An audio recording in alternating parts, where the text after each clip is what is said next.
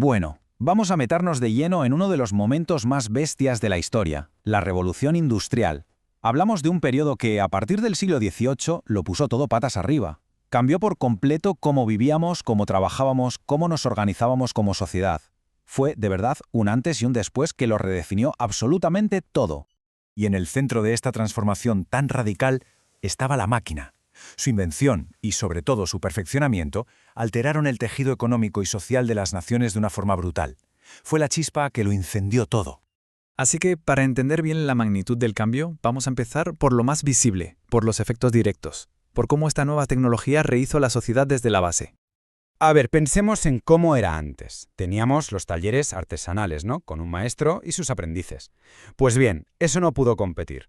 Las nuevas fábricas, con sus máquinas, podían hacer el trabajo de muchísimas personas y con una producción infinitamente mayor. Básicamente, el trabajo manual fue sustituido por el ritmo imparable de las máquinas. Claro, esto provocó un éxodo masivo. La gente se fue del campo a la ciudad a buscar trabajo en esas fábricas. ¿El resultado? Fue una auténtica explosión demográfica.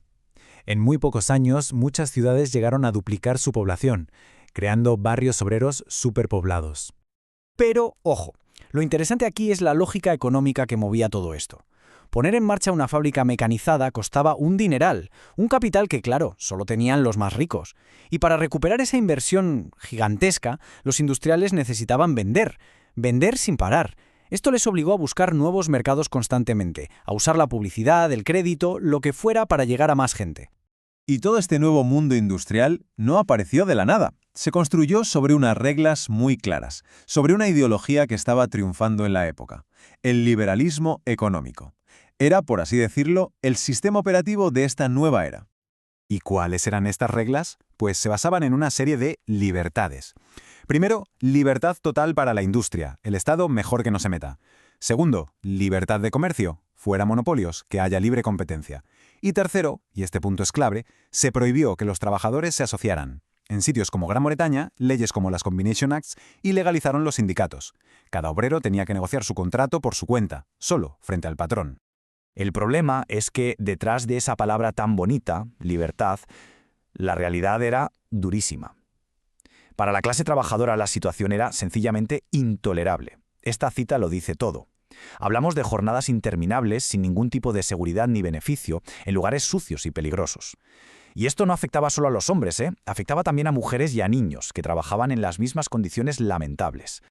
Así que, ¿qué tenemos al final? Pues que esta nueva economía partió la sociedad en dos grandes bloques. Dos nuevas clases sociales con intereses que, como veremos, chocaban frontalmente. Por un lado estaba la burguesía, la clase capitalista. Eran los dueños del dinero y de los medios de producción, las fábricas, los bancos. Su riqueza se disparó y con el tiempo también se hicieron con el poder político. Y por otro lado, el proletariado, la clase obrera. Ellos no tenían nada, solo su fuerza de trabajo.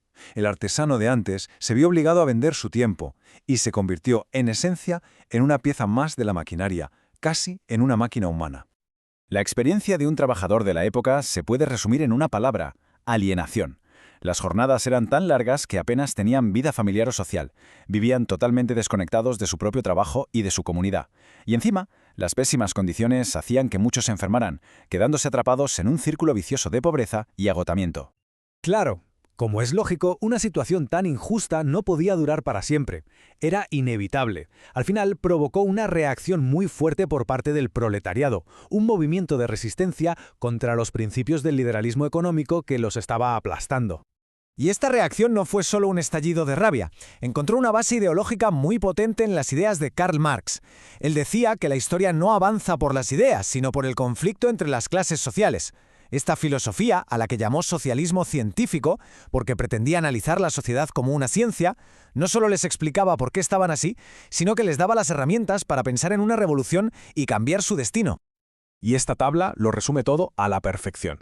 Es el choque de dos mundos. El liberalismo defendía el contrato personal, ese supuesto acuerdo libre entre un patrón y un obrero.